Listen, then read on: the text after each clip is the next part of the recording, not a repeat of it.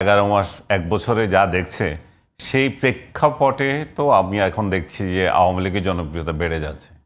কারণ আমরা যেই প্রেক্ষাপট চিন্তা করে শেখ হাসিনাকে হটিয়েছিলাম বা আমরা এই হটানোকে সমর্থন করেছিলাম যারা, তো তারা তো এখন দেখছি যে বা যারা, আমি আমার কথা বলছি না, অনেকে বলছেন, অনেকেই যারা এই আন্দোলনে ছিল তারা তো এখন হতাশ। তারা দেখছে যে ডক্টর ইউনূস 1 বছরে এসে এই দেশটাকে অনেক পিছিয়ে দিয়েছে।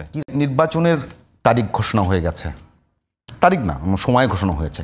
এই সময়ের মধ্যে বরাবরই নির্বাচনের সময় যাদের মোটামুটি ভোটার আছে তো তাদের তো গুরুত্ব বাড়ে। এখন প্রশ্ন হলো, আওয়ামী লীগের দল হিসেবে আওয়ামী লীগের সিনিয়র নেতারা চলে গেছে, কিন্তু আওয়ামী লীগের সমর্থকরা বাংলাদেশে এখনও আছে। সেটা একটা প্রশ্ন। সেটা কি নির্বাচন কেন্দ্রিক গিয়ে আওয়ামী লীগের গুরুত্ব অনেক বেশি বাড়বে কিনা, এবং সেটি দল হিসেবে আওয়ামী লীগকে বাংলাদেশে নতুন করে প্রতিষ্ঠিত করার জায়গা তৈরি করছে কিনা? এই নির্বাচনে আওয়ামী লীগের ভোট বাড়বে কিনা না, দল হিসেবে যখন আওয়ামী লীগের ভোটারগুলো আছে, বিভিন্ন দল, এনসিপি বলেন, জামাত বলেন, বিএনপি বলেন, সেই ভোটগুলোকে টানার চেষ্টা করবে যদি আওয়ামী লীগ না থাকে। তো সেটি দল হিসেবে আওয়ামী লীগকে একটা ভিন্ন সুবিধা দেবে কিনা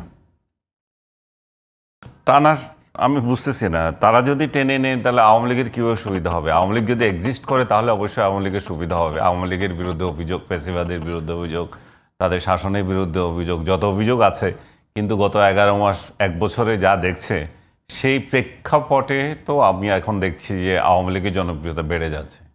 কারণ আমরা যেই প্রেক্ষাপট চিন্তা করে শেখ হাসিনাকে হটিয়েছিলাম বা আমরা এই হটানোকে সমর্থন করেছিলাম যারা, তো তারা তো এখন দেখছি যে বা যারা, আমি আমার কথা বলছি না, অনেকে বলছেন, অনেকেই যারা এই আন্দোলনে ছিল তারা তো এখন হতাশ। তারা দেখছে যে ডক্টর ইউনূস 1 বছরে এসে এই দেশটাকে অনেক পিছিয়ে দিয়েছে। কীরকম সেটা?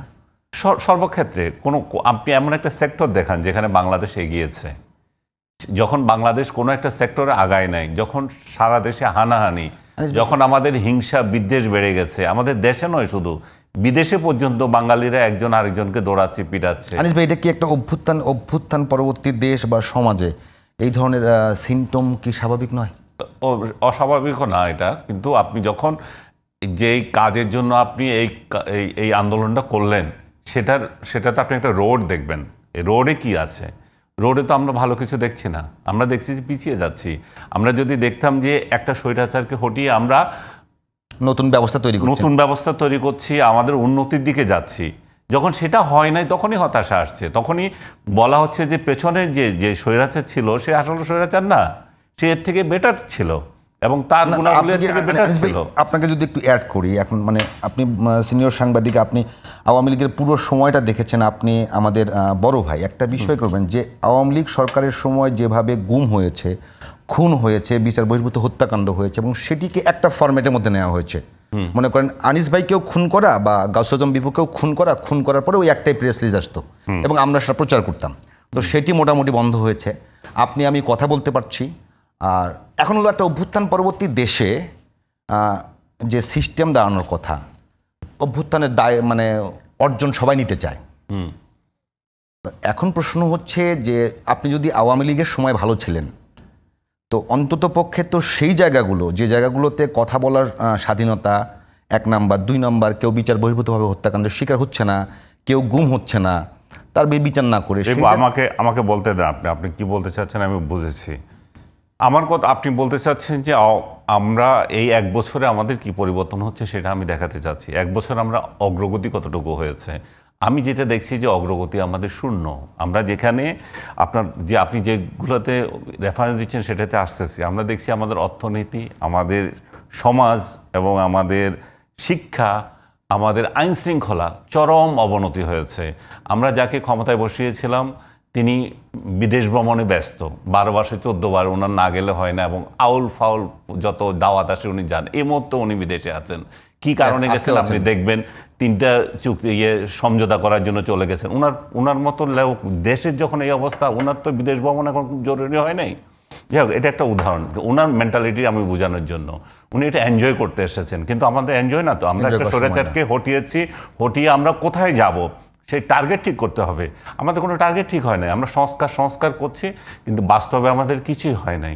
আমরা আপনি যে উদাহরণগুলো দিচ্ছেন, আমরা বাক স্বাধীনতা পেয়েছি, আমি ব্যক্তিগতভাবে আমার বাক স্বাধীনতা আগেও বা হয় না, এখন অভাব নাই, কিন্তু সাধারণ মানুষ কি কথা বলতে পারছে? সাধারণ মানুষ কি তার মত প্রকাশ করতে পারছে? সেটা আপনি দেখতে হবে। সংবাদপত্র কি মত প্রকাশ করতে পারছে? আপনি ব্যক্তিগতভাবে আপনি হয়তো মত প্রকাশ করতে পারছেন, কিন্তু সব নিউজ কি আপনি করতে পারছেন? আমি তো দেখছি যে এখানে হুমকি কম নয়। সংবাদপত্রকে বলা হয়েছে তোমার গলা টিপে ধরবো না, কিন্তু আমার মব লাগিয়ে দেওয়া হয়েছে, ওরা এই কথা বলে কেন? আপনি ফেসিবাদের কথা বলছেন, এখানে বাংলাদেশে কোনো ফেসিবাদী দল ছিল না। আপনি ফেসিবাদ যদি রেফারেন্স দিতে চান, এখানে কোনো ফেসিবাদী নাই। কিন্তু যে কার্যক্রমগুলো হচ্ছে একটার পর একটা, তাহলে কে বড় ফেসিবাদী সেটাই আগামীতে নির্ধারণ করার জন্য এখন হয়ে গেছে। ডক্টর ইউনূস যেখানে আমাদের সমাজকে ঐক্যবদ্ধ করার কথা ছিল, যেখানে আমাদের ওনার উপর আমরা এত ভরসা করেছি যে আমরা বাংলাদেশ সারা বিশ্বে আমাদের নাম করবে, সেখানে আজকে বাংলাদেশের ভিসা দেয় না অনেক দেশ, মানে কাউন্ট করছে না। আমি আমার নিজের উদাহরণ দেব না, একটা বাংলাদেশের একটা ভ্রমণ করে একটা ছেলে, নাদির দা গো, এই জাতীয় নাম, নাদির, সে সারা ওয়ার্ল্ডে ঘুরে বেড়ায়। তার মতো একটা ছেলেকে ভিসা দিচ্ছে না, 5-6টা দেশে সে ভিসা রিজেক্টেড হয়েছে, সে দুঃখ প্রকাশ করছে। সো বাংলাদেশের ভিসার দাম কোথায় গেছে বাংলাদেশের শ্রমিকরা জানে, বাংলাদেশের যারা ভিসা নিতে চায় সেটা জানে। তো আমরা এরকম একটা ইন্টারন্যাশনাল ব্যক্তিত্বকে আমাদের সোসাইটিতে বসে আমাদের কী লাভ হলো?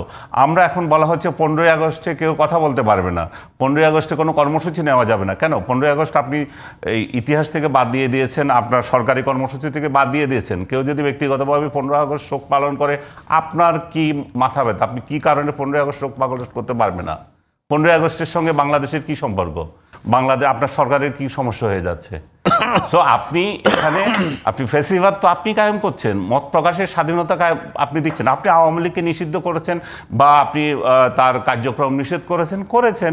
সে যদি গ্যাদারিং করে কোথাও যে কর্মসূচি করে, সেটা আপনি বাধা দিতে পারেন, কিন্তু 15ই আগস্ট পালন করা যাবে না, কেউ শোক করতে পারবে না, সেটা তো ফেসিবাদ কি? এটা তো ফেসিবাদের উপরে কিছু।